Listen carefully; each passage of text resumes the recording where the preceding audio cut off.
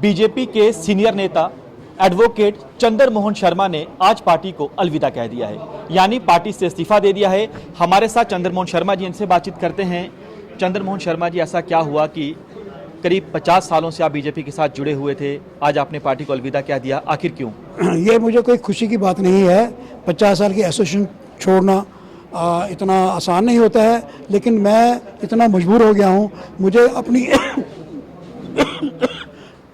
Party में देखने से लगता नहीं है वही बीजेपी है जिसके लिए मैंने जवानी दी है, खून दिया है, अपना टाइम दिया है। मुझे लगता नहीं है बीजेपी। इतनी ट्रेडिशन चेंज हो गई हैं, इतना कल्चर चेंज हो गया है, इतना सिस्टम चेंज हो गया है, डिसीजन मेकिंग चेंज हो गई है। तो मुझे लगता है कि ये हमारे वाली बीजेपी नहीं है शायद, इसलिए मुझे वहाँ स्टैंकुलेशन महसूस होती है और मैंने इसलिए इस्तीफ़ा दिया। उससे बड़ी बात यह है कि जो इन्होंने मैंडेट दिए हैं वो इतने गलत दिए हैं, इन अनडिजर्विंग लोगों को दिए हैं और गलत लोगों को दिए हैं। उसके कारण ओवरऑल रिजेंटमेंट है और मुझे भी रिजेंटमेंट है। यहाँ जम्मू ईस्ट में पैनल में मेरा नाम भी था। प्रेसिडेंट साहब आए, लोगों को पूछने लगे कि किसको मैंडेट देना है, हस्बैंड को देना है कि वाइफ को देना है, सेठी फैमिली के हस्बैंड को वाइफ। आप पहले से माइंड बना के आए हैं और पैनल में 4-5 और नाम और भी थे, क्योंकि ये लोग वहाँ नहीं पहुँचे थे उस मीटिंग में। प्रेसिडेंट साहब और हमारे संगठन मंत्री अशोक कौल जी, इन्होंने नाम ही 2 हस्बैंड वाइफ के दिए। आपको याद होगा, मीडिया में है कि जब हमारी सरकार थी पीडीपी के साथ, तो हमारे 3-4 मंत्री को बदला गया था। उसमें मैडम सेठी भी बदली गई थी कि एलिगेशन आपको सबको पता है क्या है। आप फिर उसको प्रोजेक्ट कर रहे हैं या फिर उसके हस्बैंड को प्रोजेक्ट कर रहे हैं। बीजेपी के अंदर मैं नमामि गंगा का हेड था, जितने सेल और जितने हमारे डिपार्टमेंट होते, हर की हेड वही एक लेडी है। तो एक परिवार को इतना प्रोजेक्शन कर रहे हैं, उसकी वजह क्या है समझ नहीं आती और बाकी सब लोगों को इग्नोर किया जा रहा है। तो ये एक वजह बनी है मेरी कि मैं वो बीजेपी के साथ मेरी कमिटमेंट थी विचार की, लेकिन मेरी विचार कमिटमेंट आइडियोलॉजी, इनर डेमोक्रेसी इसके साथ भी थी, वो सेट हो रही है सारी। तो इसलिए मैंने आज अपने आप को डिसाइड किया।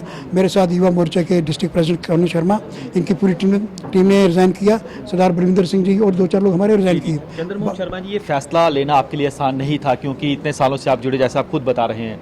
हमने देखा कि जो टिकट बंटवारे हुए, जो टिकट मिले, 7 पूर्व मंत्रियों के टिकट काटे गए, 3 पूर्व विधायकों के टिकट काटे गए और 13 ऐसे नेताओं को टिकट दिए गए जो अलग अलग पार्टी से आए थे। और ये आरोप आपके ही पार्टी के कुछ कार्यकर्ता भी लगा रहे थे कि पैराशूट से नेता उनको टिकट बांटेंगे। आपको लगता है कि सही नहीं हुआ टिकट देने में? बिल्कुल गलत हुआ है।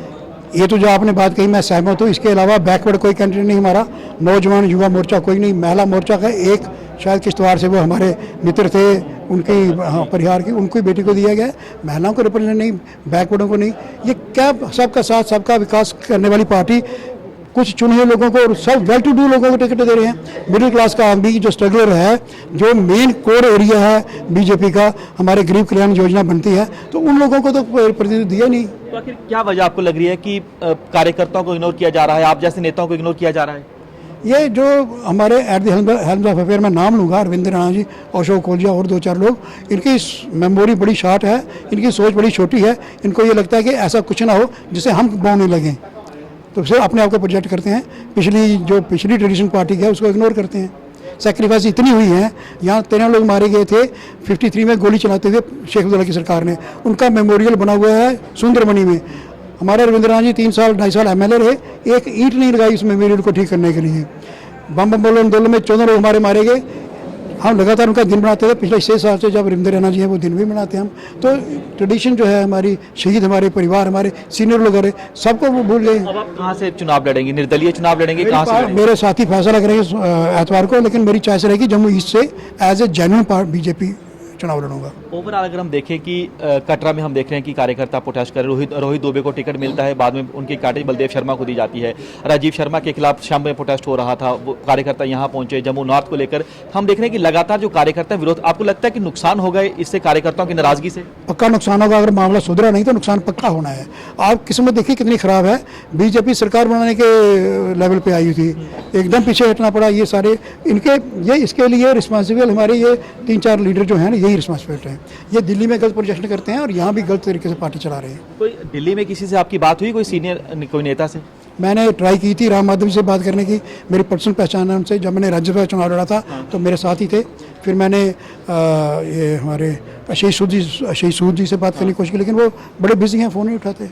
जैसे प्रभारी बनाए हैं तरुण चुग जी, जी किशन रेड्डी, राम माधव। तरुण चुग से बात नहीं हो पाई, मैंने ट्राई भी नहीं की। लेकिन आशीष सूद जी मुझे एक जेन्युइन आदमी लगते हैं और राम बहादुर से पुरानी पहचान है। अब जो बीजेपी कह रही है कि हम सरकार बनाएंगे, 50 पार करेंगे, कैसे कहाँ खड़े आप देख रहे हैं बीजेपी? डे ड्रीमिंग लेने से किसी को थोड़ी रोका जा सकता है। Let them be, but they should prepare themselves to face, to come to up to that mark. वो तो ऐसा है नहीं लगना। कुछ और भी नेता आपके संपर्क में हैं जो रेजिग्नेशन दे सकते हैं? मेरा जम्मू सिटी में तो काफ़ी लोग हैं हमारे साथ, बाकी मैंने दूर कोशिश नहीं की तो कहीं। यानी मास रेजिग्नेशन हो रहा है। हाँ, सिटी में तो लगता नहीं है कि बीजेपी जो है वो सरकार बना पाएगी जो कह रही है बीजेपी? अगर करिश्मा कोई हो जाए या ये अपने आप को सुधार लें, लीडरशिप चेंज कर ले तो फिर शायद है, अदरवाइज तो नहीं है। क्या दूसरी पार्टियों से आप संपर्क है आपका? चाहे मैं संपर्क, मुझे ऑफर कांग्रेस की आती है, एनसी की आती है, आम पार्टी की आती है बहुत, पर मेरे कमिटमेंट बीजेपी आइडियोलॉजी के साथ है। बीजेपी ऑर्गेनाइजेशन अगर मुझे अपने साथ लेगी तो आइडियोलॉजी तो मैं जुड़ा हुआ हूँ, तो मैं उसी आइडियोलॉजी को लेकर पॉलिटिक्स चलाऊंगा आगे। शुक्रिया हमसे बातचीत करने के लिए। तो आप सुन सकते हैं चंद्रमोहन शर्मा साहब को जो बता रहे हैं कि बीजेपी जो है पुराने नेताओं को, कार्यकर्ताओं को इग्नोर कर रही है और जो पैराशूट से जो नेता हैं उन्हें टिकट दी जा रही है। इसका नुकसान बीजेपी को आने वाले विधानसभा के चुनावों में जरूर झेलना पड़ेगा। कैमरामैन जितेंद्र के साथ पंकज शर्मा, न्यूज़ 24 जम्मू। नमस्कार, मैं हूं मानक गुप्ता। अगर आपको हमारा ये वीडियो पसंद आया हो तो इसे लाइक और शेयर जरूर करें और हां, हमें सब्सक्राइब और फॉलो करना ना भूलें ताकि आप देश और दुनिया की कोई खबर मिस ना करें। तो जुड़े रहिए हमारे साथ और देखते रहिए न्यूज़ 24।